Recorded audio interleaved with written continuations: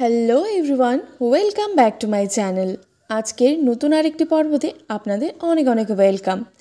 এই আজকের পর্বে আপনাদের সাথে শেয়ার করছি হোলি স্পেশাল একটি গুজিয়ার রেসিপি। সুজির এই গুজিয়াগুলো আপনারা কিন্তু বানিয়ে অনেক দিন পর্যন্ত স্টোর করে রেখেও খেতে পারেন, আর খেতেও কিন্তু ভীষণই মুচমুচে। তো চলুন দেখে নেওয়া যাক। সুজির গুজিয়াগুলো বানানোর জন্য এখানে একটা বোলের মধ্যে 4 কাপ পরিমাণে এখানে ময়দা নিয়ে নিচ্ছি। সামান্য একটু চিনি দিয়ে দিচ্ছি, সামান্য লবণ। এবার 2 চামচ পরিমাণে দিয়ে দিচ্ছি ঘি। সব কিছুকে খুব ভালো করে ময়াম করে নিচ্ছি। যত ভালো ময়াম হবে তত ভালো কিন্তু মুচমুচে হবে খেতে। ভালো করে ময়াম করা হয়ে গেছে। এবার এখানে হালকা একটু উষ্ণ গরম জল দিয়ে ময়দাটাকে ভালো করে মেখে নিচ্ছি। একদম মিডিয়াম একটা ডো তৈরি করে নিয়েছি। এবার এই ডোটার উপর সামান্য একটু আমি রিফাইন্ড অয়েল দিয়ে ভালো মেখে নিয়ে এবার এটাকে রেস্টে রেখে দিচ্ছি কিছুক্ষণের জন্য। অন্যদিকে গুজিয়ার জন্য পুরটি আমি তৈরি করে নিচ্ছি। 1 চামচ ঘি দিয়ে এবার দিয়ে দিচ্ছি এখানে সুজিটাকে একদম লো টু মিডিয়াম ফ্লেমে এটাকে ভেজে নিচ্ছি। আর একটু ফ্লেভারের জন্য একটা আমি এলাচ দিয়ে দিচ্ছি। এবার একদম লো ফ্লেমে সুজিটাকে একদম হালকা করে ভেজে নিচ্ছি। ওপর থেকে একটু ছড়িয়ে দিচ্ছি কাজু এবং কিশমিশ কুচি। খুব ভালো করে আমি ভেজে নিয়েছি এইভাবে একটু লাল লাল করে। সুজির পুরটি তৈরি হয়ে গেছে, এটা নামিয়ে নিয়েছি। এবার একটা মিক্সিং জারের মধ্যে 1 কাপ চিনি নিয়েছি, সেটাকে ব্লেন্ড করে এবার এর মধ্যে দিয়ে দিচ্ছি। সুজির সাথে খুব ভালো করে চিনির গুঁড়োটাকে মিশিয়ে নিচ্ছি। এই পুরটি বানানো কিন্তু ভীষণই সহজ। ভালো করে মিশিয়ে নিয়েছি। এবার অল্প অল্প করে জল দিয়ে সুজির এই পুরটি আমি তৈরি করে নিচ্ছি। একদম অল্প অল্প করে জল দিয়ে এইভাবে করে আমি সুজির পুরটি তৈরি করে নিয়েছি। এবার এই দিকে রেস্টে রাখা ময়দাটিকে আবারও একটু আমি ঠেসে নিচ্ছি হাত দিয়ে। এবার সেখান থেকে মিডিয়াম মাপের করে আমি লেচি কেটে নিচ্ছি। লেচিগুলোকে হাত দিয়ে একটু ভালো করে আমি ঘুরিয়ে ঘুরিয়ে এইভাবে তৈরি করে নিয়েছি। এবার এগুলোকে বেলে নেব। সামান্য একটু ময়দা ছড়িয়ে দিয়েছি আর এভাবে আমি বেলে নিচ্ছি।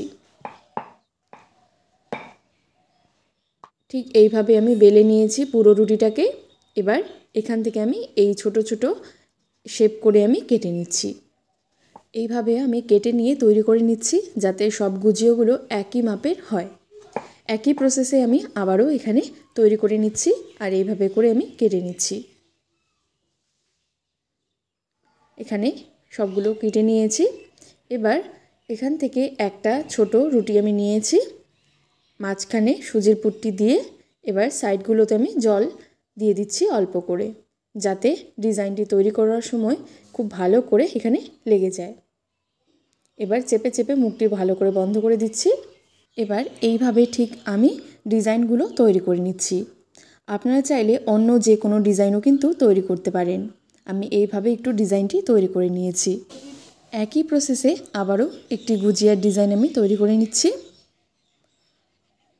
রুটিটার চারপাশে আগে জল দিয়ে দিলাম, তারপর পুরটি মাঝখানে দিয়ে মুখটি ভালো করে জুড়ে দিচ্ছি।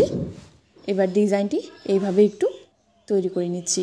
একটু ভালো করে দেখলেই কিন্তু ডিজাইনটি আপনারা খুব সহজেই তৈরি করতে পারবেন। এবার আরেকটি অন্য প্রসেসও আমি আপনাদের দেখাচ্ছি। এখানে ছোট ছোট করে লেচি কেটে নিয়ে হাতের মধ্যে একটু গোল করে নিচ্ছি আর এইভাবে একটু বেলে নিচ্ছি। তারপর একই আবারও সেম প্রসেস, চারিদিকে একটু জল লাগিয়ে দিলাম। এরপর মাঝখানে সুজির পুরটি দিয়ে ভালো করে মুখটি বন্ধ করে দিচ্ছি। এবার ডিজাইনটি তৈরি করে নিচ্ছি। দেখতে দেখতে কিন্তু এখানে আমি সবগুলোই তৈরি করে নিয়েছি। এবার এগুলোকে ভেজে নেব। এদিকে তেল বসিয়ে দিয়েছি। তেলটা লো টু মিডিয়াম ফ্লেমে একটু গরম করে নিয়ে এবার একটা একটা করে এখানে দিয়ে দিচ্ছি। একটু সময় নিয়ে এগুলোকে ভেজে নিতে হবে। এই সময় ফ্লেমটাকে একদম বাড়ানো যাবে না, লো টু মিডিয়ামে রাখতে হবে। আর এগুলো আশা করি আপনারা দেখেও বুঝতে পারছেন কতটা বেশি ফুলে টইটম্বর হয়ে গেছে।